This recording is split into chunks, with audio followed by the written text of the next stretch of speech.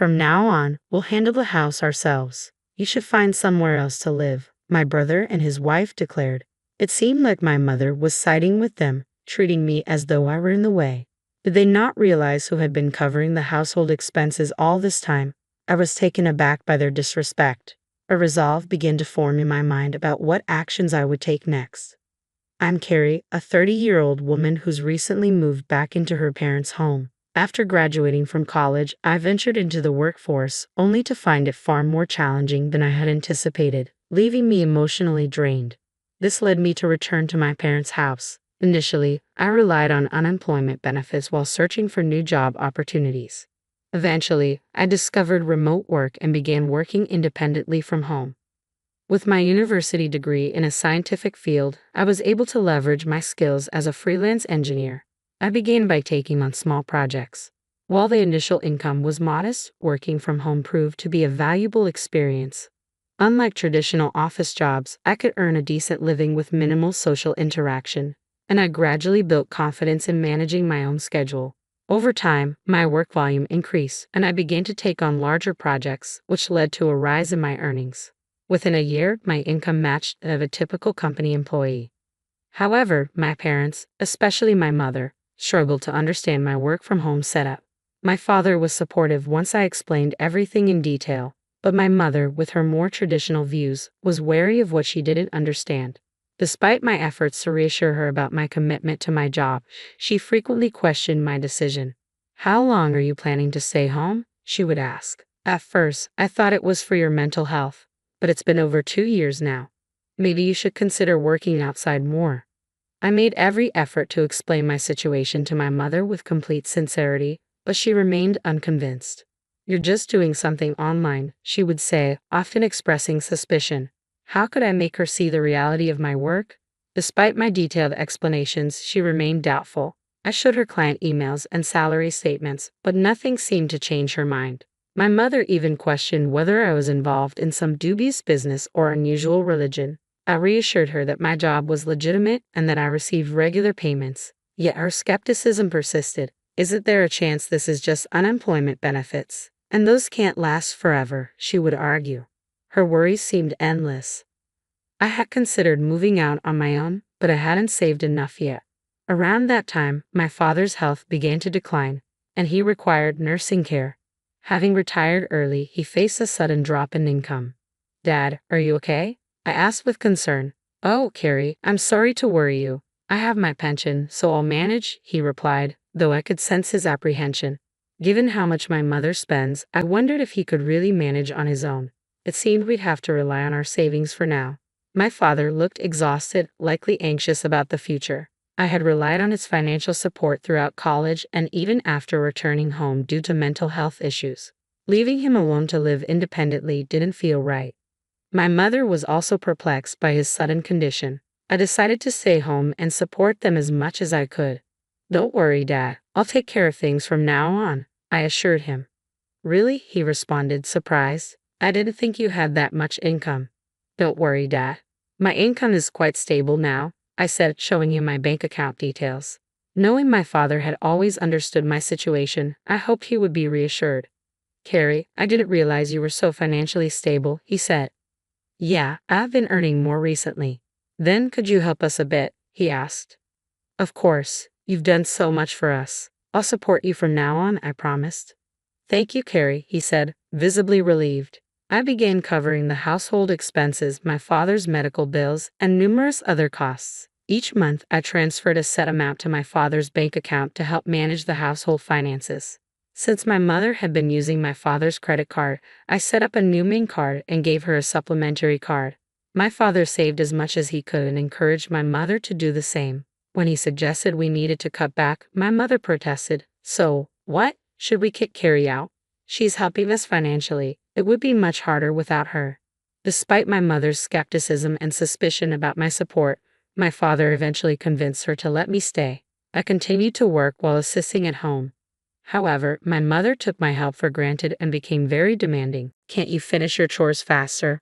she would snap. "Sorry, but it's challenging since I'm working at the same time," I would respond. "You keep saying that, but is it really so hard?" she would question. My mother didn't seem to understand or listen to my explanations. I began to feel that our relationship was becoming irreparably strained. Thankfully, my father recognized and appreciated my efforts, which provided some comfort. We managed this arrangement for a year, but then my father suddenly fell ill and required daily hospitalizations. I visited my father in the hospital and greeted him with a warm smile. "Hey, Dad, how are you feeling today?" "Thank you for coming, Carrie. It doesn't look like things are going to improve soon, but I hope it's not too much of a burden for you," he replied. "Don't worry about that," I said reassuringly. "Taking care of you isn't a burden at all, but I can see that things between you and Mom have been strained. Since my father's hospitalization, my relationship with my mother had worsened. Living with her had become increasingly stifling, but I remained committed to supporting both my parents as a family. I appreciated all the effort my mother had put into making my lunches and dinners when I was growing up. Despite the current challenges, I still wanted to honor that. Then something happened that changed my perspective entirely. My mother addressed my brother Kevin, who had just arrived. "I've been waiting for you.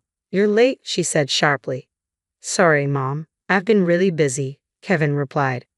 "Hi, mother-in-law," Mary greeted. "Hello, Mary. Thank you for coming," I replied, still in shock. I approached my brother Kevin and his wife Mary, who both gave me a frosty look. Then, out of the blue, my brother said, "We're going to be living here too from now on." "Wait, what? Why?" I asked, taken aback. Mom was concerned. She thought it might be too difficult for you to manage the house on your own while Dad's in the hospital, he explained. I turned to my mother, hoping for some clarification, but she simply looked away. "I see," I said, trying to process the situation. My brother continued, "We hope this will help ease Mom's worries. We'll support you, Carrie." Mary, with a hint of a smirk, added, "I had a feeling there was more to this decision than just helping Mom." My mother said, "Thank you both for coming. Carrie, I hope you're prepared to contribute a bit around the house. Otherwise, it might be difficult for you to stay here." Although I hadn't expected my brother and his wife to move in, I knew that my brother, who graduated from a prestigious college and worked at a reputable company, must be earning a good salary. Still, I was putting in my own effort and wondered if they could manage without my support. Life with my brother and his wife proved to be more challenging than I had anticipated. "Perry, are you still asleep? Get up and make breakfast," my brother's wife shouted, banging on my door. "I'm already up. I start working early," I replied. As a morning person, this was my most productive time of day, and I preferred to work undisturbed. "Really? Then get moving and prepare breakfast," she insisted. "Do I really have to make everything myself?" I asked, feeling frustrated. Our family usually had a relaxed morning routine, eating whatever we wanted whenever we wanted. My mother and my brother's wife were both home, so I assumed it would be normal for my sister-in-law to prepare breakfast for my brother. "We're living together now, so we need to cooperate," my sister-in-law replied. Reluctantly, I helped prepare breakfast, but it seemed like my efforts weren't enough. "Is this all you've prepared for breakfast? It's not sufficient," they criticized.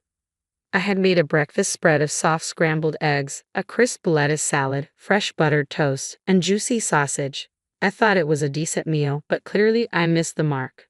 "Well, if it's not to your liking, you don't have to eat it," I retorted.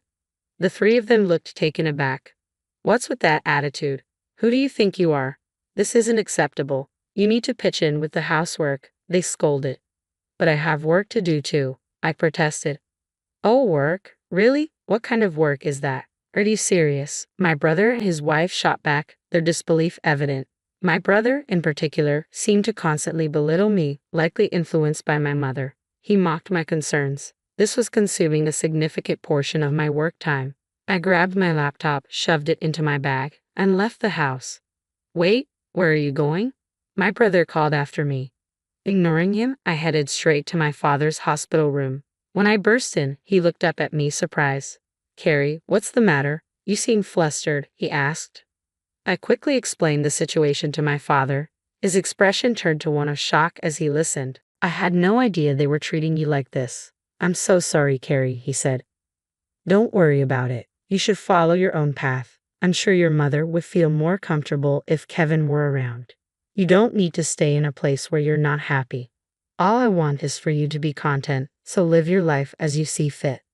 "Thank you, Father," I replied, feeling reassured. Encouraged by my father's words, I decided to move out. When I returned home that evening, I was met with a tense atmosphere. My mother, brother, and sister-in-law looked at me with stern faces. "Where have you been?" my brother demanded. "Kevin, weren't you supposed to be at work?" I asked. "Because of you, I had to take the day off," he retorted. "Taking a day off for that reason seems excessive," my sister-in-law added. Inside, I was taken aback by how easily my brother took a day off work. It seemed incredibly irresponsible to me. As the evening went on, the tone of my brother and his wife grew increasingly harsh. "Just leave," my brother said abruptly. "Why?" I asked, startled by his sudden hostility. "What's going on?" "From now on, the three of us will be living together," my brother continued. "If you don't want to stay, then you should go. We don't need someone like you, who only adds to the tension, to be a part of this."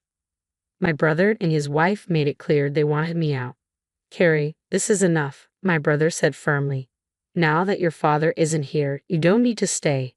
For some reason, my mother, like my brother and his wife, began to view me as a hindrance. Did she not realize how much I contributed to the family's finances? She regularly indulged in branded goods, but how would she cope if her spending money was cut back? I was infuriated. No matter how many times I tried to explain my role, my mother, brother, and sister-in-law ignored me. Their rudeness was too much to bear, so I decided to take a drastic step.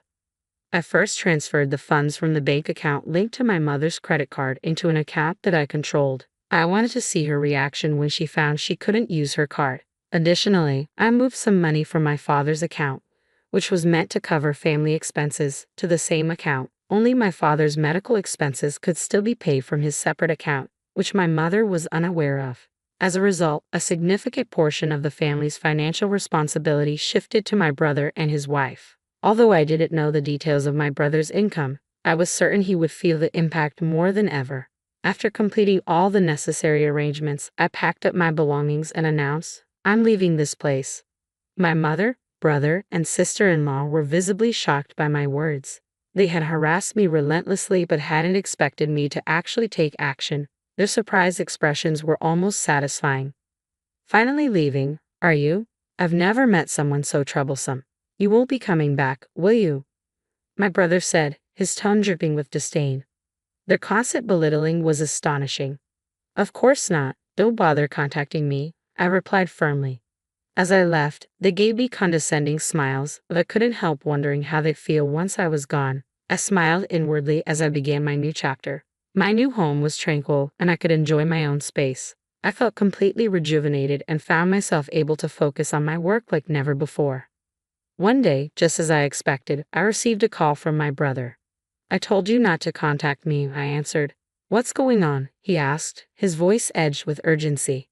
"I heard you were responsible for handling all the money transactions at the family home. Is that true?" His surprise was evident.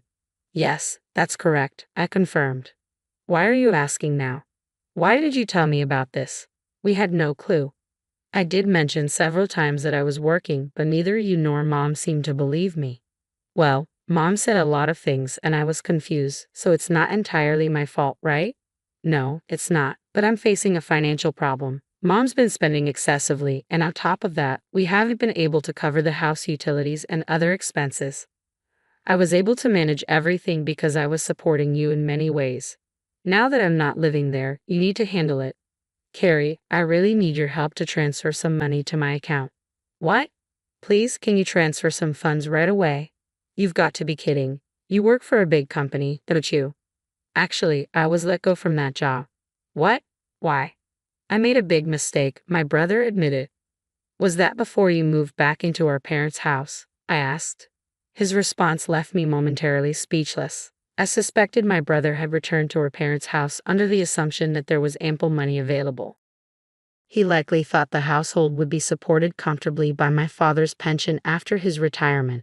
It was tempting to tell him that I had been managing the family finances, even though it appeared I was doing nothing. I could almost picture his surprise upon realizing that I had been keeping the household finances afloat while he had assumed everything was stable. The same went for my brother's wife and my mother. "We need your help," my brother's wife said urgently. "Our savings are nearly depleted." My mother said, Your father is really upset about this. He says he won't contribute any more money to the household. We're in a terrible situation. You know what? I've done enough. You're all healthy, so you should work hard and support yourselves. I'll be cheering you on from afar. I heard a panicked voice on the other end of the line. Think about your actions. I'm hanging up now, so don't call me again. But Carrie, wait. I then distanced myself from my brother, his wife, and my mother. My father also decided he could no longer continue living with my mother and sought legal advice. He moved to a different hospital and settled quietly in a new location. Fortunately, I was able to visit him every day. A friend updated me on my brother's recent situation. He had moved into a small apartment and seemed to be living on a tight budget. My mother, who had been a homemaker for years, was struggling with the demands of her new job. My brother, accustomed to his position as a college graduate, found it hard to take advice from younger colleagues, and his part-time job didn't last long. Among them, my brother's wife was the only one who worked diligently to support the family, but the pressure eventually proved too much for her, and she left. Now, my brother and mother are trying to manage together. Unfortunately, my mother's habit of overspending hasn't changed, and her debts are continuing to pile up. While I'm concerned about her, I can no longer assist her. I'm focused on thriving in my own comfortable living space, steadily increasing my income, and considering new ventures. I'm also making it a priority to visit my father daily and cherish our time together, hoping to see his cheerful smile more often.